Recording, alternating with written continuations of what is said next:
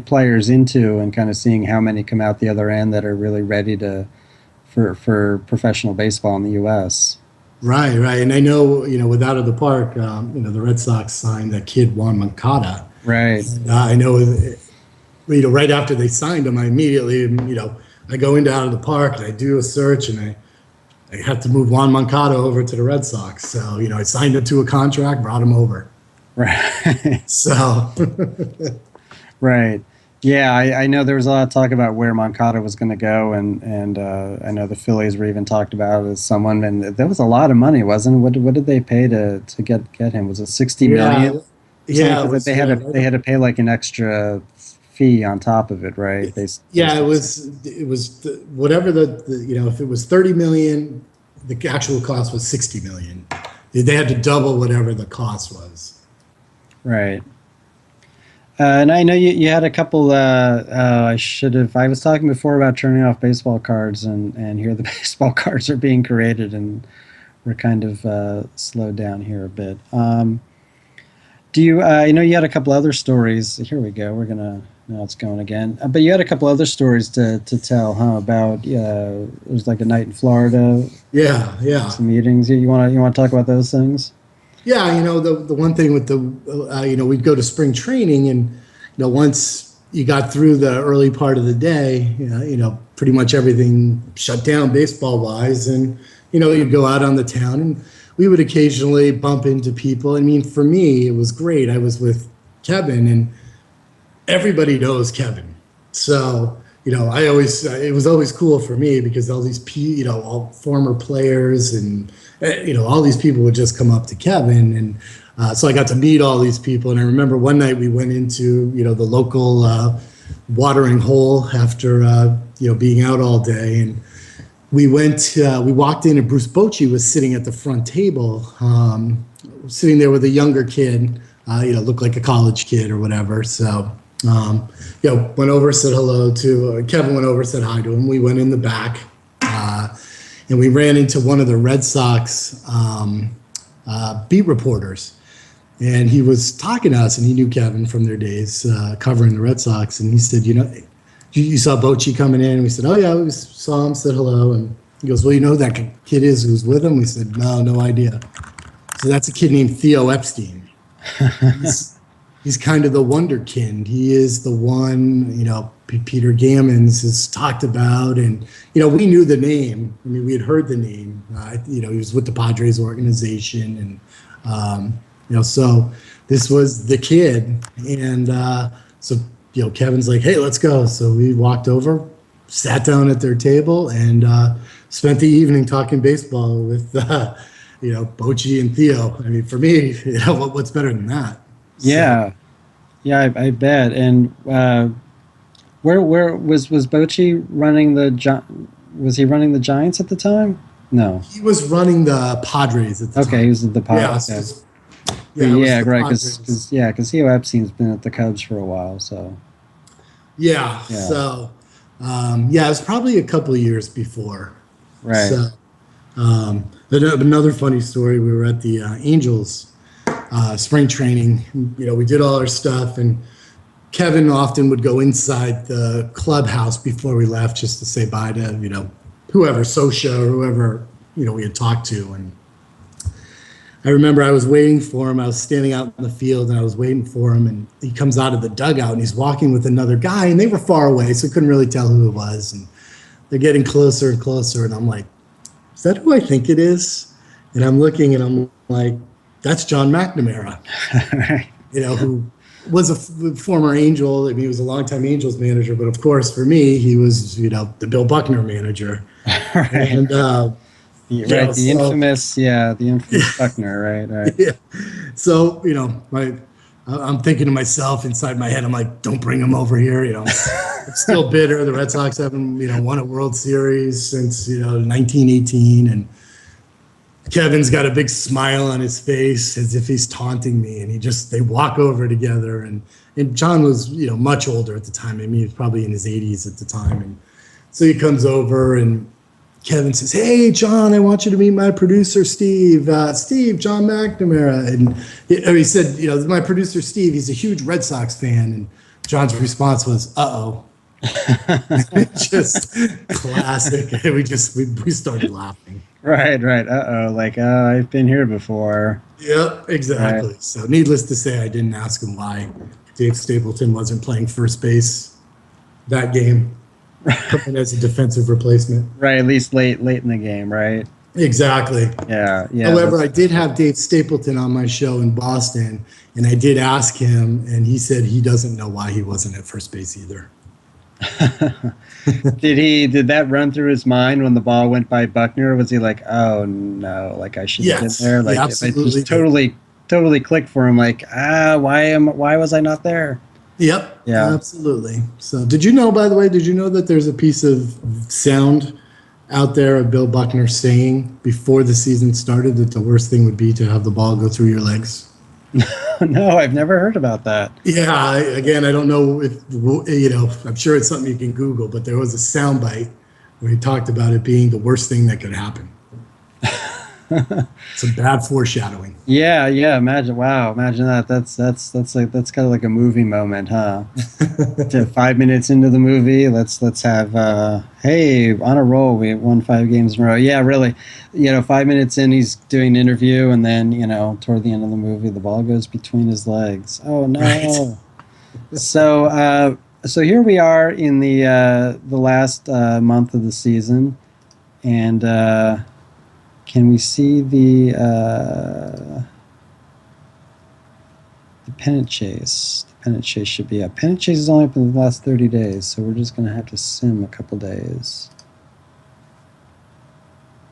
Yeah, you know, it's funny you mentioned a movie. Another good story while it's simming is, yeah, I love watching movies where I know people in the movies. Like, if you watch Moneyball, when the A's are at spring training, they're talking about, you can hear almost like a radio analyst talking about, Dave Justice. I don't know why you would bring him in here. He's, the crowd, you might put some people in the seats, but he's lost a step. That's Kevin's voice, Oh, okay. which is funny. And there's a scene in the locker room where there's a reporter who's interviewing David Justice, and she gets really mad at somebody who stepped in front of the camera, and she yells at him and, can you please get out of my shot? Her name is Lisa Guerrero. She was one of my on-air talent when I worked at Fox Sports. And my favorite, though, is the guy who plays Grady Fuson, I'm not really sure how you say it, who was the scouting director who used to push Billy Beane, and he ultimately fires him. They had that scene where they're basically yelling at each other because he's the one who wants to go with the scouts, and Brad Pitt and Billy Beane want to do the whole Moneyball thing. Right. That guy is one of Kevin's really good friends, so I've had a chance to get to know him, and he's also in Major League 2, where he plays an umpire, the scene where there's a brawl in the dugout. He's the umpire who comes over when the team is brawling with each other. And then he's also in Major League 3, where he plays the pitching coach for the Twins with I think it's the guy from Married with Children, who's the manager. He's the pitching coach. Oh, So, okay. Right, yeah. yeah. I mean, he's a great, there was an X-Files episode, but it was a baseball episode. He was the umpire, so. So he's gotten to do a lot of little bit parts. Yeah. For the Love of the Game, that movie, the TV analyst is Steve Lyons, another good friend of mine. And then The Perfect Game that gets saved for Kevin Costner on the last play was my Angels analyst, Jose Mota, making the great play to save the perfect game. So I always laugh when those movies were on like MLB Network or something. Right. Yeah, so we took a look. I was gonna sim ahead until next week and see how the pen and chase screen changes. So here's the pen and chase screen. We can see the Red Sox are in first place in the AL East. It's September 7th. Very nice. There you go. Yeah, the Rays are chasing after them, one game back, and it gives you a nice little snapshot of remaining games and the average winning percentage of the remaining schedule, which is nice as well. You can kind of take a look at who's kind of who's in the running. If we look over here, we can see that pretty much, the reason why we're only seeing those two top teams is the Orioles, Yankees, and Blue Jays are pretty much out of it. So the Yankees, the evil empire, are not looking too good, are they? No. As a Phillies fan, I share your dislike of the Yankees. Sorry for any Yankees fans out there. You can tell us how much you hate our teams in the chat room if you want. So yeah, so there's kind of a cutoff there. So obviously the game, if someone's 20 games out, the game's not going to care, and it's kind of gives you that playoff percentage. The Red Sox and Rays are so close that it's given it 100%. Over here in the Central, the Twins have a 2-game lead, and so they got a 68% chance right now of making the playoffs. It's factoring in how far ahead they are, and then the strength of the remaining schedule. They've obviously got a little bit of a easier time compared to some of the other teams who are chasing them. And then over in the West, we've got the A's, the remade A's. It'll be interesting to see how well they do this year, huh? They had so many additions and subtractions. They just kind of almost like the Eagles are doing this off season in the NFL, just kind of blowing things up. So, and then of course it also gives you a look at the wild card, which is nice. You can kind of see who's in the running there and kind of take a look at it from that perspective too. So the teams that maybe are out of it in the division races may still have a wild card shot. And so and as you could see, as I was simming, you could see it updated for each day. And a nice thing too is you can see I was running the Phillies, and so here we go, the Cubs who have a shot at the wild card here. They've got a couple games at the Phillies, so any games involving your team are going to be in red there. Assuming you're out of it and you're not listed, your team isn't listed here. And yeah, the Phillies are pretty much toast, 23 and a half games out. And so I know I want to show the Hall of Fame voting as well. And that starts in early December. I think we were going to add that as an event here, which we should do. But I'm just going to start some further simming ahead. And we're getting close to the end of the demo here, folks. I appreciate everybody stopping by and kind of listening to Steve's stories and kind of checking out the game a bit. If in the chat room here, if you have anything you want to see, feel free to mention it. I haven't had a chance to glance in the chat room as much, but I'll look. But I know, Steve, you had a kind of a cool story about kind of spending some time with a Hall of Famer. You want to tell that? Yeah, another one of my jobs that I had, I used to fly in Fox Saturday Baseball, and I would do stats. So I would basically just watch the game and everything going on, and kind of relay that back to the person who was doing the graphics. And so I did that out in San Francisco one day, and show-ins, and it was a long game, and I had a flight. I had to get back to work. So LA to San Francisco is just a quick flight.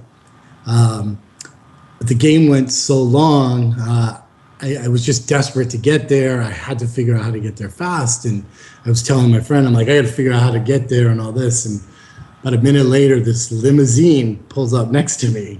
The door opens, and I hear, "Hey, I heard you need a ride to the airport. Hop in. I'm heading there right now. I got to get there." I hop into the limousine, and it's Frank Robinson.